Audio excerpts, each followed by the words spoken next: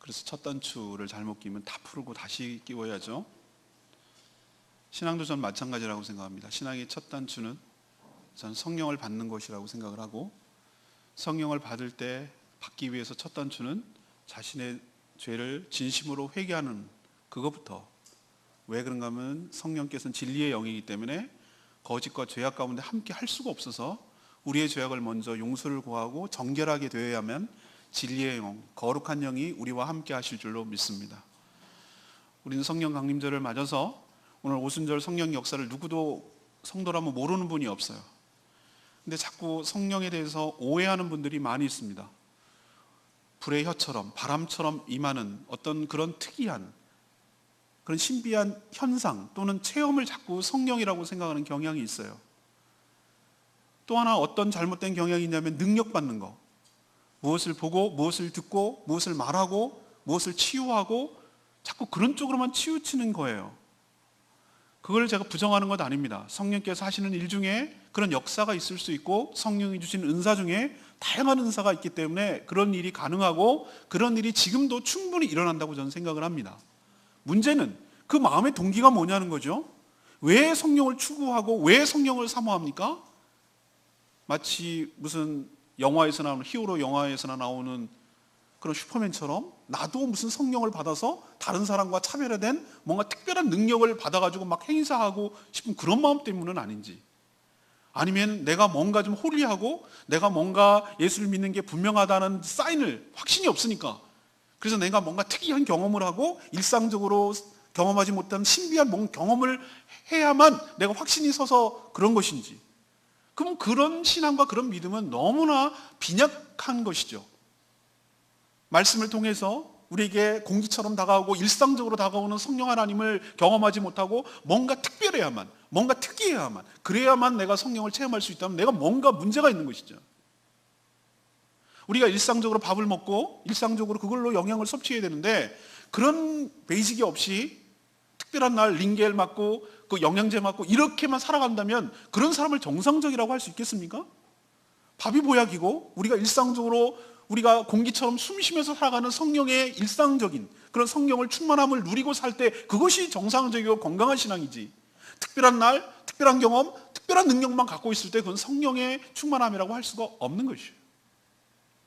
오늘 저는 여러분에게 꼭 부탁드리고 강조하고 싶은 것은 우리가 성령 충만하면 어떤 능력을 받고 어떤 체험을 하는 것이 아니라 우리의 삶이, 우리의 인격이 변화되는 것이야말로 가장 큰 성령을 받았다는 증거인 줄로 믿습니다. 성령을 받으면 우리를 가만두질 않아요. 아기가 생겨서 수정이 되고 착상이 되고 그러면 엄마는 아무 일도 하지 않아요. 그렇지만 그 생명 그 자체가 그 아이가 점점 자라서 자기의 생명체를 만들어가고 그 생명체가 나오는 거, 잉태되고 만들어져서 출산하는 것이에요. 여러분이 할 수 있는 게 뭐가, 엄마가 뭘 합니까? 예, 잘 먹죠. 근데 막 그 아이를 지어냅니까? 안 그렇죠. 마찬가지로 여러분 안에, 여러분 심령 가운데 성령이 들어가시면 그 거룩한 영, 그 진리의 영께서 여러분의 삶을 그대로 두지 않습니다. 여러분의 인격을 바꾸고 여러분의 삶을 바꿔나가게 될 줄로 믿습니다. 여러분 의지가 상관이 없어요. 성령 하나님께서 그렇게 변하시는 것, 그 변화가 있는 것, 삶과 인격의 변화가 있는 것, 이것이야말로 내가 성령을 받았다는 뚜렷한 증거가 아니고 뭐겠어요. 오늘 예수님께서 마지막으로 당부하셨어요. 설치지 마. 그리고 도망가지 마. 갈릴리로 가지 마. 예루살렘에 머물러라. 약속한 성령, 하나님이 약속한 보혜사 성령님 받기까지 떠나지 말라고 그랬어요. 예수님 부활하시고 나서 40일 만에 승천하셨어요. 그리고 열흘 뒤에 성령이 오순절 강림하셨어요. 그래서 부활절부터 성령 강림절은 딱 50일. 그래서 오순절 성령 강림이라고 말하는 것이에요. 열흘. 언제일지 몰라요. 오순절 날린다는 말도 하지 않았어요. 이들은 믿음을 테스트하고 있는 거예요. 딴 때 같았으면 이들이 도망가고 흩어지고 이랬을 건데 모여서 합심하여 기도하고 그 약속, 하나님의 약속을 믿었어요. 하나님 예수님 그리스도의 약속을 믿었어요. 보내주신다. 보혜사 성령님을 보내주신다는 그 약속을 믿고 기도로 준비했더니 아니야 다를까. 그 약속대로 불의 혀처럼 바람처럼 모든 마가의 다락방에 있던 120명의 성도들에게 각각 모두에게 임한 줄로 믿습니다. 그리고 그들에게 성령이 임했다는 증거로 외국어를 말하기 시작했어요. 근데 여기까지 멈춰서는 안 돼요. 그 뒤가 훨씬 더 중요해요. 오늘 그 얘기를 하려고 해요. 성령이 우리에게 임하시면 성령이 우리에게 임하시면 어떤 변화가 일어나는가? 첫 번째로 담대하게 복음을 전하는 역사가 일어납니다. 그럼 성령 강림 전에는 제자들이 어떤 삶을 살았습니까? 사도행전 바로 앞에 있는 성경이 요한복음입니다. 그리고 요한복음 20장 19절에 보면 이런 표현이 있어요. 이거는 부활 후의 제자들의 모습입니다. 제자들이 두려워서, 왜? 자기 스승이자 주님인 예수님처럼 자기도 잡아가서 십자가에 달아 맬까봐, 옥에 갇힐까봐 두려워서 문 다 닫아 걸고, 모인 곳에서 문 닫아 걸고, 마치 무슨 바퀴벌레처럼 잡히면 큰일 날 것처럼 옹기종기 모여가지고 벌벌벌 떨고 있는 그런 모습이에요. 이 모습이 바로 성령 강림 전 모습이에요. 성령을 받기 전의 모습이라고. 이들의 제자의 모습, 이들의 모습이 성령 강림 후에, 오순절 성령 강림 후에 어떻게 바뀌었습니까? 오늘 읽지는 않았지만 사도행전 2장 14절 보세요. 베드로가 11 사도와 함께 서서 소리를 높여 이르되, 예루살렘과 유대인들과 예루살렘 사람 모든 사람들아, 이 일을 너희로 알게 할 것이니 내 말에 귀를 기울이라. 이 차이예요. 이 차이. 공개적으로 나다니는 것도 두려워하고 혼자 잡히면은 무서울까봐 벌벌 떨고 같이 모여가지고 문 닫아 걸고 있던 이 제자들이 오순절 성령 강림 후 확 달라진 게 뭐냐면은 두려움이 없어진 거예요. 공개적인 장소에서 11 사도들과 함께 모여있는 것이 아니라 공개적인 장소에서 소리를 높여서 담대하게 복음을 전하기 시작해요. 이게 어떻게 가능한 일인가? 뭔 일이 있었는가? 그 사이에 성령이 임재하시고 성령 충만함을 받게 된 줄로 믿습니다. 우리가 성령을 받게 되면 제일 먼저 달라지는 게 뭔지 아십니까? 두려워하지 않고 부끄러워하지 않고 복음을 전한다는 사실이에요. 내가 예수 그리스도를 믿는 것을 부끄러워하지 않는다고, 복음을 부끄러워하지 않는다고. 그리고 복음을 전하는 것을 수치로 여기고 부끄럽게 여기고 숨기고 그렇게 하는 것이 아니라 누구에게든지 담대하게 복음을 전하는 사람으로 바뀌게 되는 줄로 믿습니다. 그리고 베드로가 오늘 말씀 보니까 34절 보면은 시편에 있는 말씀을 인용하고 또 요엘서를 인용하고, 요엘서를 어디 인용했죠? 여러분 2장 17절 보면은 우리가 오늘 찬양 부를 때 마지막 날에 그 찬양이 바로 요엘서 2장 28절에 나온 말씀이에요. 하나님께서 요엘 선지자를 통해서 마지막 때가 되면, 말세가 된다는 것은 종말이 가까우면 그런 뜻이에요. 모든 육체에게 내 영 성령을 부어줄 것이다 라는 말씀을 예언했는데, 이 말씀이 오순절 성령 강림으로 성취되었습니다. 또 시편에 있는 말씀을 인용해서 바로 다윗이 말한 그분이, 주님이라고 했던 그분이 후손인데도 불구하고 그 주님이 바로 예수 그리스도십니다 라고 구약 성경에 있는 것을 요엘서를 끌어다주고 그다음 시편을 끌어오고, 그렇게 자유자재로 말씀에 능통한 사람으로 바뀌게 된 줄로 믿습니다. 이런 변화가 어떻게 일어났죠? 성령 때문인 줄로 믿습니다. 오늘 주일학교 어린이들에게도 성령 강림절날 설교를 했는데, 성령은 진리의 영이라. 성령은 진리의 영이라. 진리의 영이기 때문에 예수님이 뭐라고 얘기했습니까? 너는 걱정하지 마. 내가 너희들을 고아와 같이 버려두지 않냐고 다시 너희에게 올 것이야. 그분이 오면 너희에게 유익할 것인데 걱정하지 마. 어디서 무슨 말을 해야 될지 걱정하지 마. 네 안에 계신 성령께서 네가 무슨 말을 해야 될지 너희 입술에 말씀을 넣어주시고 무슨 말을 해야 될지 생각나게 하시리라. 아멘입니까? 베드로가 이런 유식함이 어디서 생겼냐고요? 이 사람이 갑자기 단기 숙성 과정으로 구약 성경을 공부했습니까? 아니에요. 적절하게 또 어떻게 인용합니까? 이것이 성취됐다는 것을, 이것을 어떻게 얘기를 합니까? 이것은 진리의 영, 성령 아니고는 불가능한 얘기예요. 이 시편에 있는 다윗이 나의 주께서 나의 주님의 발등상이 되니까, 이 말은 굉장히 어려운 말이에요. 이렇게 풀어내지 않았다면, 성령께서 이 말을 풀어주지 않았다면 이 말은 난제예요. 난제. 어려운 말이에요. 왜 그러냐면 다윗의 후손으로 예수님이 왔는데 다윗은 이미 예수 그리스도를 본 거예요. 그래서 다윗이 자기의 후손으로 올 예수 그리스도를 향해서 나의 주님이라고 고백한 말을 어떻게 논리적으로 설명하겠냐고. 이건 성령의 조명과 성령의 가르치심 아니고서는 이거는 설명할 낼 길이 없어요. 근데 베드로가 이렇게 말할 수 있는 능력이 어떻게 생겼는가? 이거는 성령의 임재 아니고는, 성령의 충만 아니고는 불가능해요. 설명이. 성령께서 우리에게 임하시면 이렇게 놀랍도록 복음을 증거할 수 있도록 우리에게 말씀의 영, 계시의 영 우리에게 부어주실 줄로 믿습니다. 이게 달라진 점이에요. 이 사람이 많이 배워서 그런 거 아니에요. 성령께서 그것을 생각나게 하신다고 그랬어요. 그리고 복음에 대해서 정확하게 전달하고 있어요. 32절 보십시오. 이 예수를 하나님께서 살리셨다. 그 살리신 예수 그리스도가 우리가 증인이다. 이 얘기를 하는 거예요. 하나님께서 십자가에 죽으신 예수 그리스도를 살리셨다. 그 예수 그리스도가 살리신 예수 그리스도를 본 자가 우리가 증인이다. 봤다. 이 얘기를 하는 거예요 지금. 그리고 36절에 보세요. 그런즉 이스라엘 온 집 너희들은 똑바로 알아야 될 것은 너희가 법 없는 자, 이방인, 로마 군인들에게 의해서 손에 의해서 십자가에 못 박힌 예수를 하나님께서는 누구로 삼아주셨냐면 주와 그리스도가 되게 하셨느니라. 아멘입니까? 이게 복음의 핵심이에요. 핵심. 지금 두 가지를 제가 말씀드렸어요. 자연인 예수를 하나님께서는 그냥 억울하게 죽은 사람이 세상에 깔려 있는데, 널려 있는데 예수의 죽음이 그냥 죽음이 아니라 너희를 위한 대속의 죽음으로 죽은 줄로 믿는다. 그게 그리스도란 뜻이에요. 세상을 구원하기 위해서 그렇다는 얘기고, 예수 그리스도는 그리스도만 되는 것이 아니라 주도 되는 거예요. 내가 하나님께서 그를, 예수님을 너희들의 주님으로 만들어 주시고, 그리고 하나님께서 그를 주님 플러스 그리스도, 세상을 죄에서 너희들을 끄집어내고 죄와 사망과 사단으로부터 건져낼 그리스도로 삼아 주셨느니라. 그 증거는 무엇인가? 하나님께서 그를 죽은 자 가운데서 살리신 것이 그가 그렇다는 증거이다.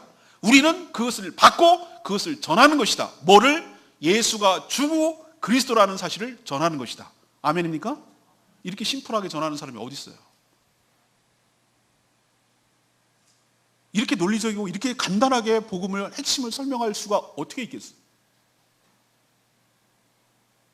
사랑하는 여러분, 우리도 성령 충만하게 받게 되면 베드로처럼 바뀌게 될 줄로 믿습니다. 복음을 어려워하지 않고 쉽고 간단하게. 예수님이 누군가, 4대 성인? 이딴 말 하지 말고, 나 복음 잘 모르겠는데 이런 말 하지 말고, 예수님이, 그 예수라는 자연인이, 2000년 전에 예수라는 자연인이 팔레스타인에서 나사렛에서 태어난 그 사람이 그냥 수많은 사람 중에 하나, 억울하게 죽은 사람이 아니고 그분이 하나님이 보낸 아들이야. 그리고 또 하나, 그가 우리의 주님이야. 그리고 그가 그리스도야. 그리스도란 뜻은 기름 부음을 받았다는 뜻이고, 원어적으로 말하면. 그러나 기름을 부음을 왜 받겠어요? 역할 때문에 받는 거예요. 기름 부음을 받기 위해서는. 세 가지: 제사장이 되기 위해서, 왕이 되기 위해서, 하나는 선지자가 되기 위해서. 그분이 우리를 구원하기 위한 구세주라는 의미예요. 그리스도라는 의미가 그 당시만 해도. 그렇다면 그 예수님이 나를 죄악 가운데서, 죽음 가운데서, 사망의 권세 가운데서, 사단의 권세 가운데서 우리를 해방시켜 주신 분이야. 그걸 어떻게 알아? 그분이, 예수님께서 죽으신 것은 우리 죄를 위해서 죽으신 것이고, 그분이 부활하신 것은 그 죄가 다 사해지고 하나님께서 아들이라는 것을 증거하기 위해서 보여주신 것이야. 그러니 우리는 그 예수님, 부활하신 주님을 받고 그것을 믿는 자에게 하나님께서 그 약속대로 너희들을 구원하시고 그분을 통하여 너희들이 구원을 받을 것이야. 이제는 네가 주인인 것에서 바뀌어서 그분을 주인으로 모시고 살아야 해. 아멘입니까? 이렇게 전할 수가 있는 거예요. 근데 성령을 받지 못하면 이것을 설명해 내지도 못하고, 이해하지도 못하고, 담대하지도 못하고, 믿는 듯 안 믿는 듯 숨기고 살고 자신 없고 이렇게 살아가는 것이에요. 그렇기 때문에 성령은 신앙의 옵션이 아니에요. 받아도 되고 안 받아도 되고, 있어도 그만 없어도 그만, 있으면 좀 편하고 좋겠지, 이런 개념이 아니라 신앙의 첫 단추가 성령인 줄로 믿습니다. 성령을 받지 않고는 그 다음이 없어요. 성령을 받지 않고는 가장 베이직되는 이 복음을 모르는데, 복음을 모르니까 복음을 못 전하는데, 이게 신앙생활의 정상이라고 할 수가 있겠어요? 그렇기 때문에 여러분들은 성령을 받으라라는 개념을 주면 고맙고 안 주면 할 수 없고 그런 개념이 아니라 반드시 반드시 받아야 될 하나님의 약속이고 반드시 우리가 받아야만 신앙생활을 할 수 있는 하나님의 선물인 줄로 믿습니다. 두 번째, 성령을 받으면 어떤 역사가 일어나는가? 회개하여 구원을 받는 역사가 일어나요. 베드로가 이렇게 담대하게 복음을 전하니까 37절에 어떤 역사가 일어납니까? 그들이 이 말을 듣고, 이 말이라는 얘기는 복음이에요. 복음. 베드로가 전한 복음. 그 말을 듣고 마음에 찔렸다고 그랬어요. 마음에 찔렸다라는 얘기는 우리도 너 어떻게 콕콕 아픈 데만 콕콕 찔려니 얘기처럼 우리 마음에 자극이 있는 거예요. 우리 마음에 변화가 시작되는 거예요. 우리 마음에 불편함이 있는 거예요. 그거는 나쁜 의미에서의 불편함이 아니라 우리를 새롭게 변화시키기 위한 하나님의 터치, 하나님의 만지심인 줄로 믿습니다. 복음이 전파되면 이런 역사가 일어나요. 성령이 함께 하시는 복음이 전파되면 이런 역사가 일어난다고. 마음의 변화가 시작되는 거예요. 마음에 찔림이 있는 거예요. 마음에 쉘드를 치고 말이죠. 딱딱하고 그렇게 견고했던 그 마음이 변화가 시작되는 거예요. 찔림이 있는 거예요. 그러면서 그 다음에 뭐라고 반응합니까? 베드로와 다른 사도들에게 물어 이르되 형제들아 우리가 어찌할꼬? 우리가 어떻게 하면 좋겠느냐? 우리가 그 뒤에 앞에 보면 뭐라고 그랬어요? 너희가 36절에 십자가에 못 박은 이 예수라고 표현했거든요. 그 얘기는 뭐냐면은 어떻게 하면 좋을까? 우리가 그것도 몰라보고 하나님의 아들이고 메시아를 보냈는데 그것도 몰라보고 우리가 예수를 죽였네, 하나님을 죽였네 라고 생각하니까 얼마나 마음에 부담이 되겠어요. 다른 여러 도둑질이나 뭘 잘못해도 마음에 찔리고 불편한데 세상에 이걸 어떻게 회복할 수 없는, 이건 불경 중에 최고의 불경이 하나님의 아들을 우리가 죽였어. 이걸 어떻게 해결할 거냐 말이지.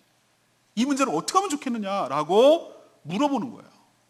사랑하는 여러분, 복음이 전파되고 성령이 복음을 통해서 여러분이 만지기 시작하면 제일 먼저 일어나는 일이 뭐냐면은 내가 죄인인 것을 시인하게 되는 줄로 믿습니다. 나 때문에 예수가 죽었구나. 내가 죽어야 될 그 죄 때문에 예수님이 죽었구나라는 것이 믿어지는 것이, 시공간을 뛰어넘어서 2000년 전에 그 팔레스타인 예루살렘에 있었던 일이 내 일이 돼버리는 거예요. 그게 서로 시공간이 연결돼버려요. 뛰어넘어서 그 문제가 내 문제가 돼버리는 것이. 이런 놀라운 신비가 성령을 통해서만 이해되고 납득이 되고 가능이 되는 것이. 그렇구나. 그래서 봉건이 있어가지고 갈보리 언덕에서 십자가가 3개가 있었는데 왼편 강도 오른쪽 강도, 왼편 그쪽 강도 오른쪽 강도 두 가운데 있던 예수님의 자리는 원래 바라바의 자리였어요. 바라바는 예수님이 죽기 때문에 명절 특사로 석방된 사람이에요. 만약에 예수님이 명절 특사로 만약에 죽지 않았다면 누가 석방되는 거냐면은, 누가 죽어야 되는 거냐면 바라바가 죽어야 되는 거예요. 바라바의 죽음이 우리와 예수님 관계를 아주 잘 설명하는 거예요. 예수님이 저 자리에서 죽는 가운데 자리에서 죽지 않았다면 내가 죽어야 되는 거예요. 거기서. 이 사람들이 복음을 딱 들었을 때 그 느낌이 든 거예요. 그렇구나. 예수님의 그 자리는 내 자리였구나. 내가 만약에 회개하지 않냐고 이대로 살았더라면 저 자리에서 저렇게 죽었어야 될 죄인이구나. 내가 어떻게 했으면 좋겠습니까? 라는 마음이 들도록 성령께서 여러분의 마음을 만지시는 줄로 믿습니다. 그러자 베드로가 뭐라고 그래요? 너희에게 이르되 너희가 38절 회개하여 각각 예수 그리스도의 이름으로 세례를 받고 죄 사함을 받으라. 그리하면 성령을 선물로 받으리니. 아멘입니까? 아멘이에요. 베드로가 촉구한 것은 후회가 아니라 회개를 촉구했어요. 후회가 회개 아닙니까? 비슷한 것 같으나 전혀 하늘과 땅 차이예요. 후회는 결단과 결심까지 나가지 않아요. 그러지 말걸, 괜히 그랬어 라고 생각하는 거에 멈추는 거예요. 행동으로 바꾸고 결단하지 않고 돌아서지 않아요. 그냥 그렇다는 거예요. 괜히 그랬어, 그때 그러지 말걸 라고 그냥 끝나는 거예요. 후회를 해서는 구원의 역사도 없고 그 다음이 없는 줄로 믿습니다. 진정으로 회개할 때만이 새로운 역사가 시작될 줄로 압니다. 근데 성령은 후회만 그치지 않고 회개로 이끄는 줄로 믿습니다. 회개란 뭔가 인격적으로 하는 것이, 자신의 죄를 시인하고 인정하는 것이, 어그리미드, 동의하는 거예요. 너 죄인이지? 아까 말했죠? 네가 예수 십자가를 못 박혀 죽었어. 어떻게 하면 좋을까라고 자기가 죽였음을 시인하고 인정하는 것이. 우는 게 회개가 아니에요. 제가 언제 한번 이 설교 드린 적이 있지만 인격적으로 회개한다는 것은 지정의 세 가지 요소를 다 거쳐가야 돼요. 그게 인격적으로 한다는 것이에요. 먼저 지적으로 알아야 돼요. 내가 무슨 죄를 졌지? 내가 하나님 아들을 몰라보고 예수 그리스도를 죽였네 라는 죄에 대한 인식이 분명해야 돼요. 이게 인지적으로 내가 동의하고 시인하고 아는 것을 말하는 거예요. 두 번째, 정적으로, 지정의에서 두 번째, 정적으로 내가 그 죄에 대해서 슬퍼하고 후회하고 정말 탄식하고 왜 그러했는지 죄를 미워하고 그런 감정이 드는 것. 여기에 눈물이 동발될 수도 있고 동발 안 될 수도 있어요. 이런 감정적으로 내가 그렇게 하면 안 됐었는데 내가 정말로 그 잘못한 것이구나 라고 그 감정으로 슬퍼하고 미워하는 감정이 동반되는 것. 이것이 정적으로 하는 것이에요. 여기까지 그치면 안 돼요. 의가 따라야 돼요. 의라는 것은 의지적으로 결단하는 것을 말해요. 내가 다시는 그런 죄를 살지 않겠다. 내가 다시는 예수 그리스도를 배신하고 하나님의 뜻을 거역하고 그렇게 살지 않으리라. 지정의. 이 세 가지 회개가 있을 때, 이 세 가지 요소가 전부 다 있을 때, 그때 놀랍게도 인격적인 변화가 시작되고 그때 비로소 놀라운 역사가 시작될 줄로 믿습니다. 회개를 하게 되면 외적으로는 예수 그리스도를 믿고 영접하기 때문에 세례라는 세레모니를 하게 되지만 이것이 회개의 증표는 아니에요. 그건 외적인 것이에요. 그러나 진정으로 자신의 죄를 회개하고 예수 그리스도를 영접한 자에게 나타나는 뚜렷한 현상은 성령을 받아서 성령을 선물로 받게 되는 줄로 믿습니다. 이게 내적인 확증이에요. 다시 한번 여러분 정리하면 성령께서 여러분에게 만지면 후회의 수준에서 거치지 않게 하고 회개의 단계로 넘어가게 하는 줄로 믿습니다. 진정한 회개가 일어나게 합니다.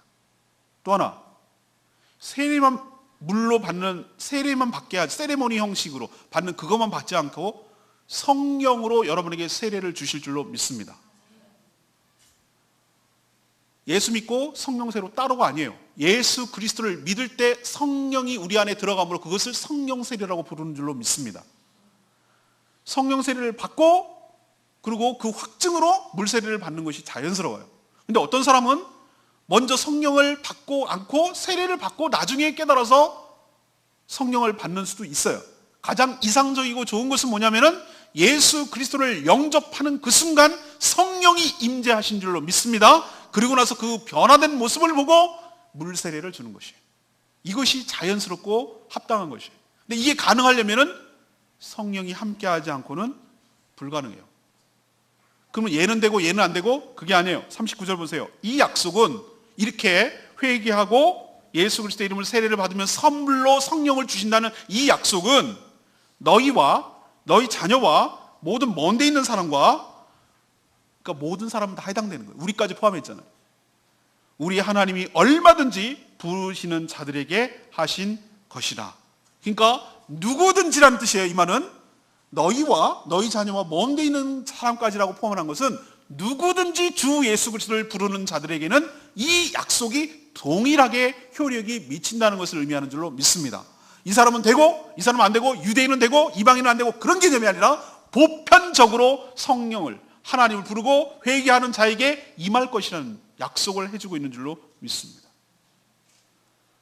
이걸로는 부족하니까 40절에 있는 말씀들을 어떻게 했어요? 여러 말로 확증했다는 얘기는 여러 성경 말씀으로 가르쳐주고 왜 그래야 되는지에 대한 교육을 받았던 거예요. 말씀을 통해서. 그러고 나서 41절에 그들이 세례를 받았는데 이날 신도수가 몇 명이 되었더라? 3,000명이 되었더라. 성령이 임하면 두 번째로 정리하면 이겁니다. 우리의 마음이 어떻게 됩니까? 열리게 되고 우리의 죄악의 실체를 보게 되고 그래서 진정으로 회개하게 되고 예수 그리스도를 영접하게 되고 성령이 우리 안에 들어가심으로 선물을 받게 되고 구원을 받았다는 증표로 세례를 받게 되는 줄로 믿습니다. 이건 구원의 과정이고 또 여러분에게 또 이미 성령 받은 사람이 나타나는 현상 중에 뭐냐면은 성령이 임하시면 우리의 모습을 실체를 보게 되고 우리의 죄를 깨닫게 되고 우리의 죄를 진심으로 회개하는 역사가 일어나게 되는 줄로 믿습니다. 이게 성령이 나타났다는, 성령이 우리에게 임재했다는 증거예요. 제가 수많은 목회를 하면서 여러 사람들을 많이 경험합니다. 처음 예수 그리스도를 믿는 사람들 특징 중에 뭔지 아십니까? 저는 왜 이렇게 기도만 하려고 그러면 눈물이 나는지 모르겠어요. 이유가 없대. 내가 이렇게 눈물이 많은 사람이었는데 눈물이 많이 난다 그래. 그걸 누가 시키겠어요? 성령 하나님께서 그 마음을 움직여 주시는 줄로 믿습니다. 마음 움직이는 거, 찔림이 있는 거예요. 근데 제가 공통점으로 발견한 게 있어요. 성령이 임하면, 성령으로 충만하게 되면 가장 분명한 현상은 자신의 죄를 깨닫기 시작해요. 자신의 죄를 조명받기 시작해요. 강력한 빛으로 다가오시는, 거룩한 빛, 과한 빛으로 다가오시는 성령께서 우리의 모습을, 실체를 보여주세요. 스캔해요. 그래서 과거에 지었던 모든 죄악들이 다 쏙쏙들이 드러나고, 드러날 뿐만 아니라 드러내게 하시는 이유는 무엇입니까? 그 마음에 막 부딪혀서 견딜 수가 없고, 그 죄 때문에 그 죄를 토하는 심정으로 하나님 앞에 회개할 때 죄사함을 받고 시원해지고 죄로부터 해방되는 놀라운 역사가 일어나게 되는 줄로 믿습니다. 죄가 발목을 잡아서 여러분이 치고 올라가는 것을 그렇게 막아요. 우리가 지금 경건의 삶을 하고 있는데 지지난주에 소각식이라는 걸 했어요. 죄를 지금까지 살아오면서 지었던 모든 죄를 조목조목 쓰니까 어떤 분은 7장 지은 죄가 많아서 두툼해가지고 태우는데 한참 걸렸어요. 그렇게 우리가 죄가 많다 이 말이에요. 근데 하나님께서 감사하셔야 돼요. 그런 분들은. 왜? 성령께서, 그거는 내가 죄를 생각나려고 해서 생각나는 게 아니에요. 생각나지 않는 거예요. 생각나는 자체가 성령의 임재고 성령의 역사인 줄로 믿고 하나님의 은혜인 줄로 믿습니다.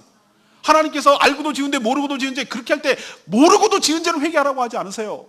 알아야 돼요. 아까 말씀에 지정의라고 그랬잖아요. 내가 뭐가 죄인지, 내가 무슨 죄를 지었는데 인지해야 돼요. 알아야 돼요. 알아야 회개를 하는 거예요. 모르고 덮어놓고 회개하는 거, 그거 회개 아니에요. 성령께서 우리에게 분명하게 보여주신 첫 번째 사인은 내가 무슨 죄를 졌지? 라는 것을 인식하게 만들어요. 그 죄를 견딜 수 없게 만들어요. 그리고 회개하게 만들어요. 그래야 죄로부터 해방되고, 그 나도 모르게 의식하지 못했더라도 내 죄 때문에 내 삶에 얽히고 설키고 묶여있고 여러 가지 얼마나 내 발목을 잡는 것들이 많은지 몰라요. 그 사람이 훨씬 더 많이 치고 올라갈 수 있고 훨씬 더 행복하게 살 수 있는데, 그 죄의 발목이 잡혀가지고 날아가지 못하는 사람이 제가 수변에 얼마나 많은지 몰라요. 정서적으로 얽혀있고 뭐가 심령이 꼬여있고 성격이 별나고 다른 사람을 대할 때 힘들게 하고 매사에 부정적으로 보고 사람을 대하는 인간관계가 힘들고, 이런 모든 것들이 알고 오고 파고 들어가면 그 죄 때문에 그런 거예요. 죄를 해결하지 못한 거예요. 아직까지 그 관계를 풀지 못한 거예요. 그러니까 얽매여서 살아가는 거예요. 성령께서 여러분에게 주시는 큰 특징 중에 하나, 그리고 선물 중에 하나는 그 죄가 생각나서 그 죄로부터 해방과 자유함을 느끼게 하는 줄로 믿습니다. 그러니까 제가 앞부분에는 예수 그리스도를 처음 믿게 되는 사람들이 겪는 과정이고, 두 번째 지금 얘기한 것은 예수 그리스도를 믿는데 성령께서 어떤 역사를 하는지에 대해서 가르쳐 주는 거예요. 그러니 여러분, 내가 기도를 할 때 내 죄가 생각나는 거, 이건 하나님이, 성령을 통한 하나님의 특별한 은혜이고 축복인 줄로 믿습니다. 왜 생각나게 할까요? 죄를 회개하라고. 그 죄에도 자유롭게 되라고. 해방을 누리라고. 그건 선물이에요. 선물. 성령의 선물. 성령이 하시는 일. 성령이 진리의 영이니까, 거룩한 영이니까. 여러분도 성령의 역사를 통해서 죄가 사함을 받고 진정한 자유와 해방을 누리는 복된 인생 살아가게 되기를 축복합니다.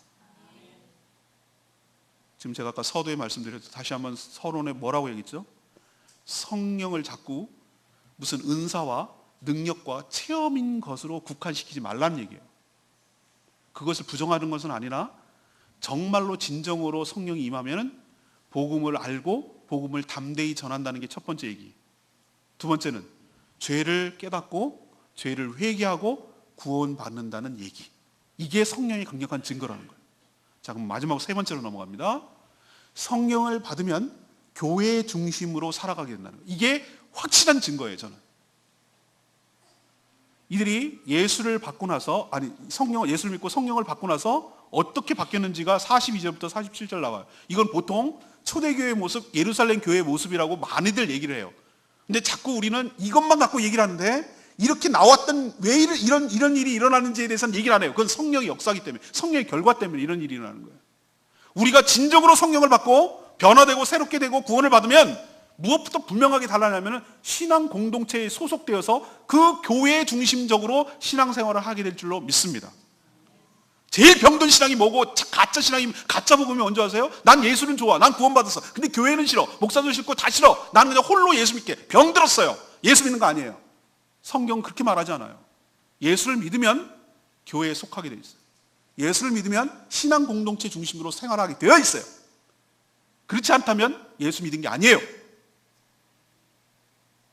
우리는 홀로 구원받아서 고고하게 살다가 홀로 득도해가지고 해탈하는 그런 소승불교를 믿는 게 아니에요. 하나님께서는 예수 그리스도를 믿으면 그 사람을 갖다가 홀로 있던 사람을 끄집어서 어디로 들고 오겠냐면 나무인, 포도나무인 예수 그리스도 안으로 들어오게 해요. 그게 교회예요. 서로 연결되어서 함께 교회를 만들어가도록 공동체 일원이 되게 하신단 말이에요. 이게 성령이 하시는 일이에요. 그러니 이들이 하는 42절부터 47절까지의 모습을 보세요. 하나님 중심으로 살고 교회 중심으로 살고 말씀 중심으로 살아가는 모습이 보여요.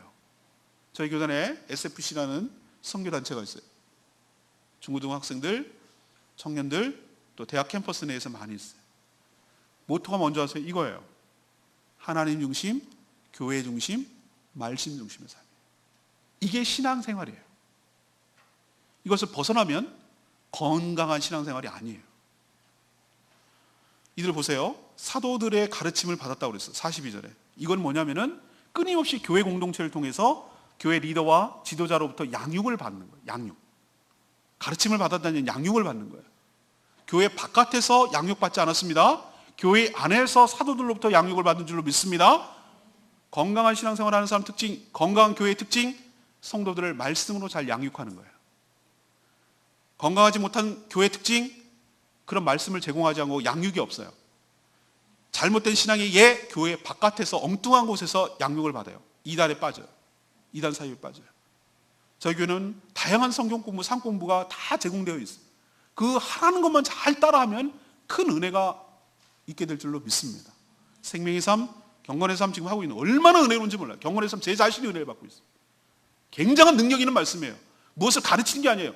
삶을 그렇게 살아내는 것이 경건하게 살도록 인도해요. 제자를 만들어내는 거예요. 가르침을 받아요. 가르침을 거부하는 자, 성령을 받지 않은 자예요. 가르침을 싫어하는 자, 잘못된 성령을 받지 않았어요. 가르침을 딴 데서, 교회 바깥에서 찾으려고 하는 자, 성령을 받지 않은 증거예요. 성령을 받으면 사도들의 가르침을 받는 것을 즐거워해요. 또 하나 있어요. 서로 떡을 떼며, 서로 떡을 떼는 것은 무엇인가? 이게 성찬행위를 하는 것이에요. 세례를 받고 나서 교회 공동체 안에서 한 형제 자매임을 예배 가운데, 성찬 가운데 확인하고 우리가 한 피, 한 몸을 함께 마시는 형제 자매임을 확인하는 거예요. 우리 안에 DNA가 뭐가 흐른가? 예수의 피가 흐르고 예수의 살이 우리 안에 함께 있다.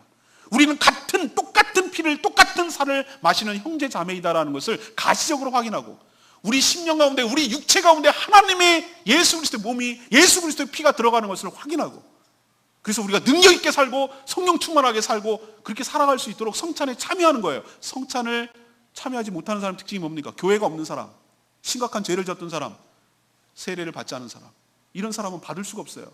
근데 정말로 정상적으로 성령을 받고 신앙생활을 하는 사람은 성찬에 참여할 수 있는 모든 과정과 요소를 다 갖춰요. 그리고 거기에 기쁜 마음으로 참여하는 줄로 믿습니다. 또 떡을 뗀다는 것이 삶의 나눔이 있는 거예요. 교제한다는 거예요. 성도들 간에 서로 삶을 나누고 교제한다는 거예요. 그런 공동체가 있다는 것이에요. 그리고 두 가지를 모였습니다. 날마다라고 했습니다. 날마다 성전에서도 모이고 집에서도 모이고. 저희 교회가 가정교회를 비전으로 하고 있어요. 가정교회가 무슨 여러 가지 프로그램 중 하나 아니에요. 어제도 우리 목자 목녀 기초다지기 하고 왔지만 가정교회는 성경대로 하자는 거예요. 신약교회를 회복하자는 거예요. 이대로 가자는 거예요. 분명히 성경에 뭐라고 있습니까? 성전에서 모이고 날마다 에브리데이 성전에서 모이고 또 집에서도 모이고. 우리 교회가 왜 망가졌냐면 성경대로 안 가니까. 성전에서만 모여. 그것도 날마다 모이지 않아. 주일에만 땡 한번 모이고 끝나. 이래서 우리가 힘이 없고 능력이 없고 성령 충만하지 못한 거예요. 우리 교회는 성경대로 가자는 거예요. 가정교회를 하자는 얘기가 아니라 가정교회는 그것을 잘 나타내는 것뿐이고 그 툴을 가지고 말씀대로 살자는 거예요. 에브리데이. 우리는 매일 모여요. 매일 기도해요. 매일 주일 설교처럼 말씀을 들어요. 여러분들은 모여서 기도해야 하고 기도도 하고 서로 교제하고 사역도 하고 그래요. 우리 교회 이런 교회 없어요. 대부분 교회 가서 보세요. 새벽 기도하고 땡치고 조용하고 문장하다 건구고 그러고 살아요.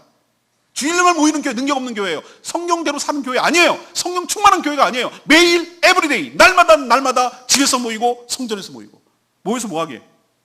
식사를 교제하고 그리고 순전한 마음으로 서로 기쁜 관계를 나누고 그 가운데 놀라운 표적과 기적이 일어나는 역사가 있게 되는 줄로 믿습니다. 이런 토대와 이런 삶이 있기 때문에 기적이 일어나는 것이에요. 그 기적이 어떤 형식으로 나타나는가? 기도응답의 형태로 나타나요. 기도응답의 형태로. 놀랍지 않으세요? 우리가 합심해서 기도하면 하나님께서 그것을 들어주시는 놀라운 역사를 우리가 체험하게 되고 믿음의 배가가 되고 더 확신에 거하게 되는 선순환이 일어나게 될 줄로 믿습니다. 우리가 얼마 전에도 우리가 합심해서 기도했잖아요. 하나님 우리 성도님 꼭 이번 시험에 합격하게 해주세요 라고 간절히 기도하면 하나님께서 그것을 들어주세요. 하나님 이번에 꼭 가게를 낼 수 있도록 대출이 되게 해주세요. 하나님 간절히 기도하면 하나님께서 응답하여 주시는 줄로 믿습니다. 왜? 성령이 계시다는 증거를 보여야 될 거 아니에요. 그 말씀대로 살아가면 그 말씀대로 이루어진다는 것을 우리 모두가 체험해야 될 거 아니에요. 왜 신앙생활이 헛되게 공상이고 관념이라고 생각하세요? 아니에요. 신앙생활은 말 그대로 신앙생활이 실제 리얼이에요. 레알이라고. 우리가 살아가는데 실제로 이 말씀대로 일어나는 것을 우리가 체험할 때 능력이 있는 삶을 살지 그 체험할 수 있도록 해주는 것이 성령 때문에 가능한 줄로 믿습니다. 왜 이것이 옛날 책 속에 있는 성경책 속에 있는 과거의 일이라고 생각하냔 말이에요. 이 일은 지금도 계속돼야 될 성령의 역사인 줄로 믿습니다. 여러분이 그렇게 사셔야 되는 거예요. 그렇게 살도록 성령 하나님께서는 인도하시고요. 또 하나 놀라운 역시 있죠. 우리는 얼마나 이기적입니까? 자기 걸 얼마나 챙깁니까? 근데 자기 소유를 내어놔요. 구제하는데 기꺼이 내어놔요. 그리고 날마다 하나님을 찬양하고 경배하고 예배해요. 그랬더니 안 믿는 사람들이 저 교회는 뭔가 다르네, 저 교회는 뭔가 좀 특별하네 라고 칭송을 해요. 저희는 정말 해마다 그렇게 섬기기를 원해요. 부활절날 정말 달걀을 정말 나눠주기, VIP를 나눠주기를 원해요. 벌써 3년째 해오고 있는데 성탄절 되면 케이크를, 그 비싼 케이크를, 영혼 구원하는데 그게 뭐가 비싸? 그 케이크를 성탄절 이퀄 예수님의 생일 그러면 케이크, 이런 등식이 안 믿는 사람도 있거든요. 케이크를 사다가 우리 교회에 붙이고 그래서 원하는 사람들에게 다 나눠줬어요. 다 나눠주는. 여러분이 VIP들한테 올해는 또 할 거예요. 제가 욕먹으면서 할 거예요. 김장 할 거예요.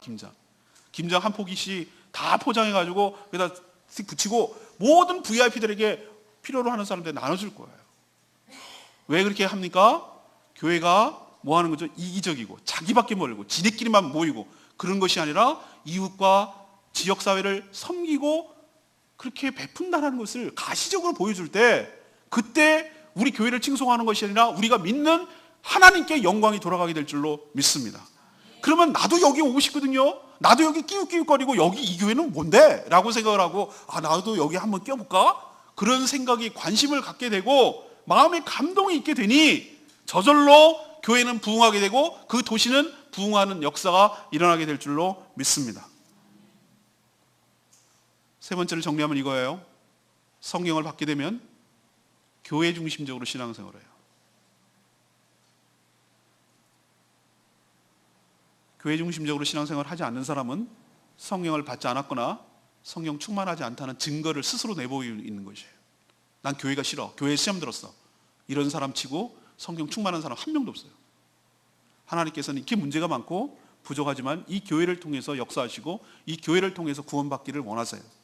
그게 하나님의 방식이고 성령 받은 이후에 나타나는 초대교회의 뚜렷한 증상이 교회 중심의 신앙생활이었어요. 여러분도 성령 충만함을 받아서 교회를 사랑하고 교회를 중심으로 능력 있고 활기차고 움직이는 그런 신앙생활을 하게 되기를 간절히 축복합니다. 오늘 말씀을 정리하면 서두에 제가 말씀드렸죠. 성령을 자꾸 신비한 경험이나 능력으로 한정시키지 마세요. 그런 일이 없다는 건 아닙니다. 저는 그것을 부정하지 않습니다. 저도 신비한 체험과 환상도 본 적이 있어요. 저같이 이성적으로 정말 예수를 믿기가 힘든 사람들을 위해서 하나님께서 체험을 하게 하셨어요. 그래서 그런 세계가 있다는 거 알아요. 부정하지 않아요. 근데 그런 세계만 추구하면 밸런스가 깨져요. 건전하지 못한 신앙생활로 전락할 가능성이 아주 농후해요. 그것은 부수적으로 따라오는 것이지 그게 주가 아니에요. 메인 요리가 아니란 말이에요. 가끔 먹는 별식이지 밥 같은 건 아니에요. 매일 먹는 밥 같은 게 뭔가? 바로 지금 아까 말씀드린 지금 세 가지 말씀드린 그게 바로 진정한 성령에 나타나는 변화예요. 성령께서 우리에게 오시면 내 존재를 바꾸시고 내 삶을 송두리째 바꿔가시는 줄로 믿습니다. 그게 뚜렷한 증거예요. 첫 번째는 뭐가 바뀌는가? 성령이 임하시면 복음을 담대하게, 부끄러워하지 않고 담대하게, 정확하게 어디서든지 누구에게든지 전하는 사람으로 바뀌게 되는 줄로 믿습니다. 두 번째는 성령이 임하시면 자신의 죄를 깨닫고 자신의 죄를 회개하고 그래서 그 죄가 해결됨으로 진정한 자유와 해방을 누리는 변화가 일어나게 되는 줄로 믿습니다. 세 번째, 성령이 임하시면 홀로 따로 고고하게 신앙생활하는 것이 아니라 건강한 교회에서 교회를 중심으로 여러 가지 일들, 그걸 다 설명하기 너무너무 힘들지만 이거 하나만 갖고도 충분히 설명이 가능하지만 설교가 가능하지만 교회를 아무튼 핵심은 교회를 중심으로 배움을 받고 서로 교제하고 찬양하고 예배하고 서로 만나기를 힘쓰고 이런 교회 중심적인 신앙생활을 하게 되는 것이 바로 성령이 우리에게 임했다는 증거인 줄로 믿습니다. 여러분에게 도전을 하죠. 나는 복음을 전하고 있습니까? 나는 담대하게 복음을 전하고 있습니까?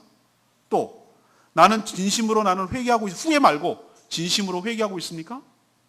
또 나는 교회 중심으로 신앙생활하고 있습니까? 제가 여러분에게 대답은 듣지 않을 거예요. 여러분이 스스로 잘할 거예요. 내가 이 세 가지 질문에 하나라도 걸린다. 난 여기가 전무하다. 여기 부분이 너무 취약하다라고 생각하면 내가 성령을 받은 것이 아니고 성령 충만한 상태가 아니에요. 그렇다면 내 자신을 좀 말씀으로 오늘 점검해보고 다시 한번 성령 충만을 사모하고 여러분이 성령 충만함을 받아 이런 놀라운 은혜와 변화가 일어나는 그런 축복의 삶이 되기를 간절히 축복합니다. 오늘 말씀 붙들고 우리 이렇게 성령 충만을 위해서 기도하기 전에 찬송가 부르겠습니다. 찬송가 191장